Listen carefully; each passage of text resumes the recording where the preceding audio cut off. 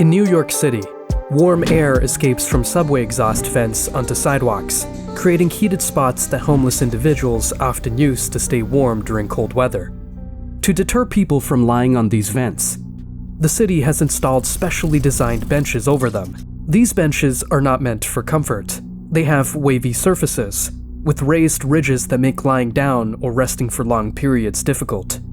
While the warm air can still pass through, the design discourages people from using the space as a shelter. This approach is an example of hostile architecture, where public spaces are designed to prevent specific uses, such as sleeping or loitering. In newly constructed train station, the Moynihan Train Hall, open space designs have been prioritized over seating. This lack of benches discourages resting and disproportionately affects those needing short breaks, including the elderly and disabled. In locations like the 23rd Street station, traditional benches have been replaced with leaning boards or standing benches. These provide only minimal support, allowing brief stay but making it uncomfortable for extended rest. Throughout the city, raised metal notches and other deterrents have been added to flat surfaces to discourage skateboarding. Benches across New York City have been re-engineered with dividers that prevent people from lying down, enforcing an upright position only. This alteration limits the bench's usefulness for anyone who wants to lie down on the bench. Strategically placed oversized planters block sidewalk sections, discouraging people from camping in these areas. Though intended to keep sidewalks clear, these installations also reduce spots where individuals might seek a bit of rest or shelter. Homelessness in New York City has reached alarming levels in recent years, driven by soaring living costs, a severe shortage of affordable housing, and wider economic challenges.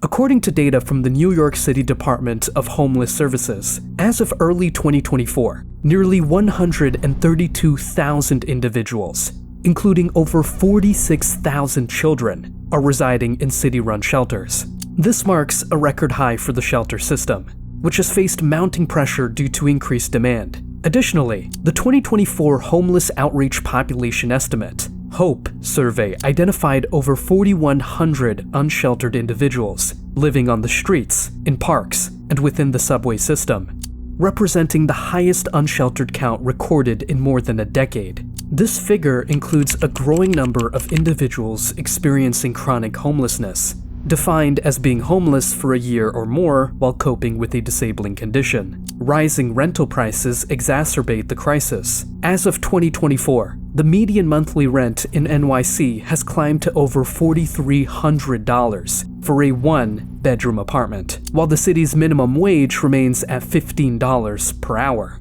creating a wide affordability gap. Compounding the issue, federal and state funding for affordable housing programs has failed to keep pace with the demand. The influx of asylum seekers has also added strain, with over 70,000 migrants entering NYC's shelter system since mid-2022. This surge has overwhelmed resources, leading the city to open additional emergency facilities, including hotel conversions and tent shelters. As homelessness rises, the city's design choices are affecting where people can find rest. Small changes in public spaces make it increasingly difficult for many to pause, sit, or find shelter. Hostile architecture is intentionally subtle, making it easy to ignore unless you're directly affected. Once you notice it, it's everywhere. To discourage sitting, metal spikes have been installed on ledges, windowsills, and other surfaces in public areas. These spikes are typically subtle but create enough discomfort to prevent resting. Large rocks have been positioned under certain city bridges, making it difficult for people to set up camps or rest comfortably, thereby driving individuals to other locations. Some businesses, including a church and a salon, previously installed timed sprinklers to spray areas where homeless individuals would sleep. However, following public backlash against this tactic, these sprinklers were removed. To deter public urination, particularly in secluded corners, the city has installed angled surfaces and used UV paint that causes urine to splash back, keeping these areas cleaner and discouraging misuse.